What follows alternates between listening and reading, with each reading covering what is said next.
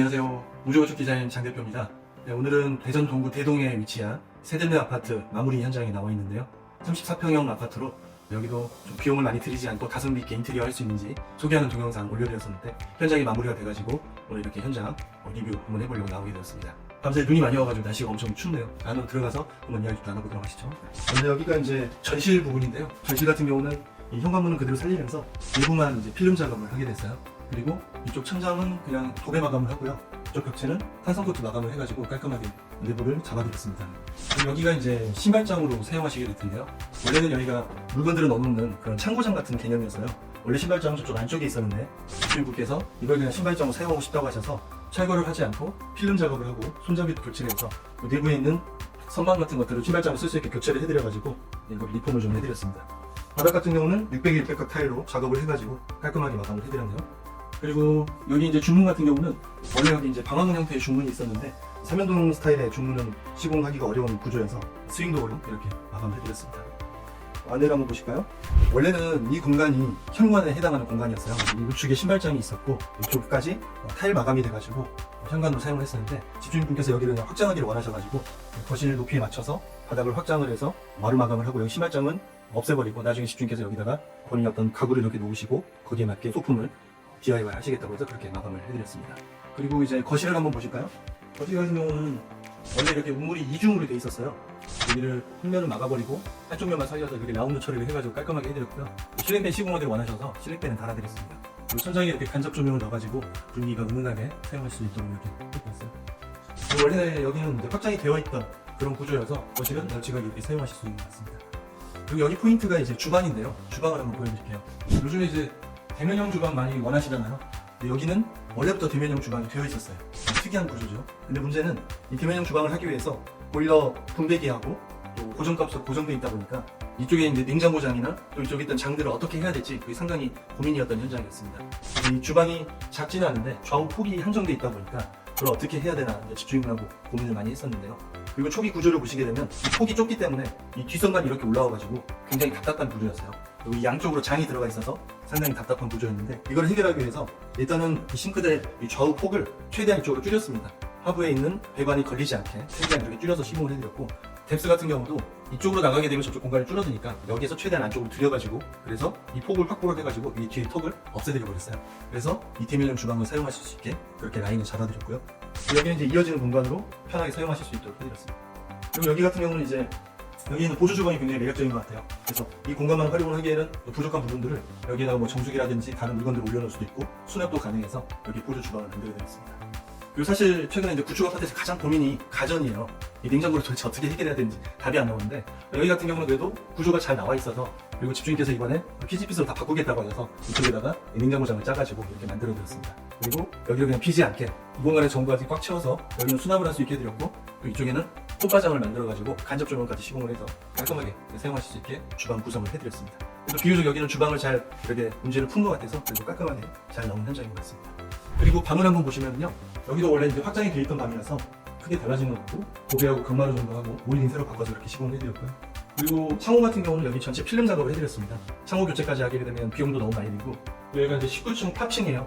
그래서 사실 고층으로 올라갈수록 창호 작업하는 게 상당히 어려움이 있거든요. 그래서 필름 작업을 해가지고 깔끔하게 마감을 해드렸습니다. 그리고 이쪽 방도 마찬가지죠. 이쪽에 베란다가 맞닿고 있는 이 방도 필름 작업을 해가지고 깔끔하게 마감을 해드렸고 이쪽이 이제 주방하고 면하는 베란다인데요. 여기 같은 경우는 터닝도어 교체를 하고 또 바닥 타일 시공을 하고 타성부터 시공을 해가지고 마감을 해드렸어요. 이쪽에 이제 보일러실이랑 창고장이 있어서 주방하고 이렇게 맞닿아 있어서 집주인분이 편하게 사용하실 수 있을 것 같습니다. 여기는 대면형 주방의 고정값만 그 문제만 잘 해결하면은 주방 구조나 동선이 잘 나와 있어서 편하게 사용하실 수 있는 그런 현장인 것 같습니다. 그리고 이제 벽지 이야기를 좀 해보면요. 최근에 이제 LS 디아몬 벽지 많이 사용하시잖아요. 근데 가격이 워낙 고가이다 보니까 그 벽지하고 비슷한 스타일의 회벽 스타일의 벽지들이 타 브랜드에서도 많이 출시가 되는 것 같아요. 여기 같은 경우는 현대 LNC에서 나온 제품으로 시공을 해드렸거든요. 근데 색감이라든지 질감이나 텍스처도 괜찮은 것 같습니다. 그래서 가성비 있는 선택을 하기를 원하시면 비슷한 형태의 다른 브랜드의 제품을 찾아보시는 것도 또 대안이 될 수 있을 것 같다는 그런 생각이 듭니다. 다음으로 화장실 한번 보여드릴게요. 이건 이제 공용부의 화장실인데요. 사실 처음에 견적을 집주인들하고 이야기 나눌 때는 거실 바닥만 600에 600각 타일을 하고 화장실은 전부 다 300에 300 타일과 300에 600 타일을 하기로 계약을 했었어요. 근데 나중에 이제 타일을 선택하는 과정에서 집주인분하고 잘 협의를 해가지고 화장실도 600에 600짜리 타일을 다 이렇게 붙여가지고 졸리컷 시공까지 해서 하는 걸로 이렇게 변경을 했습니다. 그래서 처음에 이제 견적 작업을 할 때는 러프하게 견적 작업을 하다 보니까 기본적인 구성으로 하게 되지만 중간에 협의하는 과정에서 뭔가 변화를 하기를 원하시면 추가금이라든지 이런 것들을 협의를 해서 변동을 하게 되면 되는 것 같습니다. 근데 타일 바꾼 건 정말 좋은 선택인 것 같아요. 전체 해가지고 어느 정도 금액만 좀 더 지불하시면 훨씬 더 퀄리티 있게, 훨씬 더 마감도 깔끔하게 이렇게 나올 수가 있어서 여기 화장실도 깔끔하게 잘 나온 것 같습니다. 그리고 이제 최근에 핀펜을 슈센트 제품 많이 사용하시잖아요. 근데 집주인께서 어디서 찾아보셨더라고요. 터치에서도 비슷한 제품이 나오더라고요. 가격은 거의 한 반 정도 수준밖에 안 되는데, 그래서 기능까지는 저도 아직 뭐 계속 사용해본 게 아니라서 모르겠는데, 만약 그런 온풍 기능이라든지 좀 더 많은 기능을 원하시면 타브랜드 이런 제품도 대안이 있으니까 한번 생각해 보시면 좋을 것 같아요. 그리고 여기 수건장 같은 경우도 하부에 이렇게 간접 조명 시공을 해가지고 깔끔하게 해드렸고요. 원래 젠다이가 지금 여기까지밖에 없었는데 연장하기로 원하셔가지고 하부 조적을 더 해가지고 끝까지 연장을 해드려서 깔끔하게 마감을 해드렸습니다. 주방 타일도 한번 이야기를 할게요. 보통 이제 주방 타일을 300에 600가구로 타일 시공을 많이 했는데요. 그렇게 되면 이제 이 상부장과 하부장 사이에 분절선이 많이 생기잖아요. 그래서 최근에 이제 큰 타일들을 많이 사용하는 형태다 보니까 800에 800 타일을 사용을 했습니다. 이렇게 하다 보니까 중간에 이음선 없이 세로선만 남고 깔끔하게 시공되어 있는 것을 볼 수 있죠. 그래서 큰 타일을 사용하게 되면 타일 자재비뿐만이 아니라 거기에 사용되는 부자재라든지 시공비라든지 이런 것들이 더 늘어나기 마련인데, 그래도 거기에서 비용을 조금만 더 투자하시면 가성비 있게 시공을 하더라도 좀 더 퀄리티 있게 시공할 수 있는 대안이 되는 것 같습니다. 그래서 주방 타일은 800에 800 타일을 시공하면 깔끔하게 나올 수 있다. 그거 한번 생각해 보시면 좋을 것 같아요. 그리고 이제 안방을 한번 보여드릴게요. 안방 같은 경우도 샤시가 문시가 예쁘죠. 과거 있는 샤시 그 무늬를 그대로 사용해가지고 있는데, 어쨌든 필름 작업을 해야 될 때 이것도 깔끔하게 시공된 걸 볼 수가 있고요. 그리고 여기 같은 경우도 원래 이제 여기에 화장대가 있고 이쪽에 이제 드레스룸이 있는 그런 공간이었는데, 화장대는 그냥 철거를 하고 집주인분께서 나중에 본인이 원하시는 것들을 채워넣겠다고 해서 그렇게 했고요. 여기 드레스룸 공간 같은 경우도 원래는 이 안에 시스템장이 있었어요. 근데 그게 이제 노후돼가지고 새롭게 뭔가를 해야 되는 상황인데, 여기도 나중에 집주인분께서 본인이 이제 편한 걸로 이렇게 시공을 하시겠다고 해서 그렇게 해드렸습니다. 그리고 여기 이제 안방 욕실인데요. 안방 욕실도 600에 600각 타일 시공을 해가지고 깔끔하게 시공을 해드렸고요. 그리고 간접 조명도 넣어드렸고, 그리고 저희도 하치에 복합 환풍기를 넣어가지고 시공해드렸습니다. 여기 같은 경우도 메리 휴지거리를 할 수 있는 공간이 원래 있어가지고 메리 휴지거리를 넣어드렸어요. 그래서 이것도 만족도가 상당히 높은 그런 선택인 것 같습니다.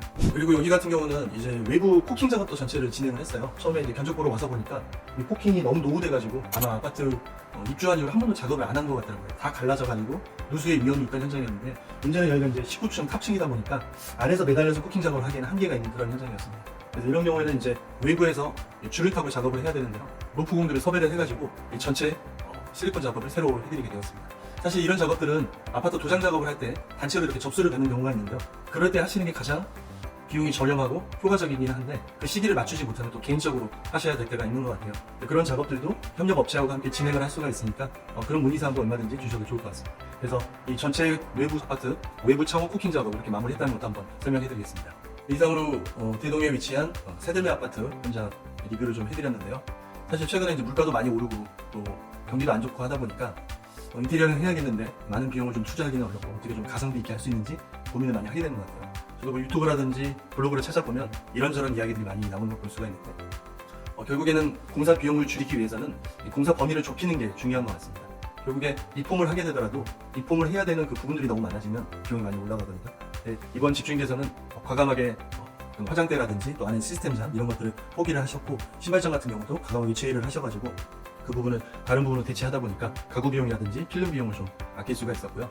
그리고 또 가성비 있게 인테리어를 하더라도 자신이 원하는 부분에서는 조금 비용 투자를 하시면 훨씬 더 그 부분이 돋보일 수가 있거든요. 이번 같은 경우도 타일을 좀 큰 타일 이렇게 선택을 하신 부분들, 또 여기 보시면 아시겠지만 스위치 같은 경우도 집주인께서 직접 선택을 해주셨어요. 그래서 일반 기본 스위치보다는 좀 더 예쁘죠. 이런 것들이 또 비용 차이가 그렇게까지 많이 나진 않는단 말이에요. 이런 것들은 집주인께서 본인이 좀 찾아보시고 요구를 해주시면 이렇게 바꿔서 하게 되면 이것도 포인트로 이렇게 사용할 수가 있으니까, 그래서 그런 부분들도 좀 생각을 해보시면 좋을 것 같습니다. 사실 이제 다음에 가게 되는 현장에서는 상당히 고가 이런 제품을 사용을 했는데요. 계단 단가가 굉장히 비싸더라고요. 근데 이거는 비슷한 형태이면서도 또 단가는 그렇게까지 비싸지 않은, 그래서 요즘 유행하는 것들이나 본인이 원하는 스타일의 것들이 있는데 그런 것들과 좀 비슷한 형태의 다른 제품들을 찾아보면 좀 더 가성비 있게 인테리어 할 수 있는 그런 현장인 것 같습니다. 사실 여기 현장은 얼마 전에 리뷰해드렸던 스마트뷰 아파트 이 현장의 그 남매 지간이신데요. 최근에 이제 집을 비슷한 시기에 구매를 하시게 됐고, 또 비슷한 지역에서 비슷한 34평형대 아파트를 이렇게 구매를 하셔서 좀 비교해 볼 수 있는 그런 좋은 현장들이었던 것 같아요. 그래서 스마트뷰 아파트 현장 같으면 좀 더 낮은 가격대에서 이태리에서 어떻게 나오는지, 그리고 여기 세드메 아파트에서는 조금 더 고가의 금액으로 했을 때는 어느 정도가 나오게 되는지, 하지만 이것도 역시 가성비 있게 하기 위해서 기존의 것들을 리폼하면서 포인트에만 좀 비용을 투자하면 어떻게 되는지 볼 수 있는 그런 현장인 것 같습니다.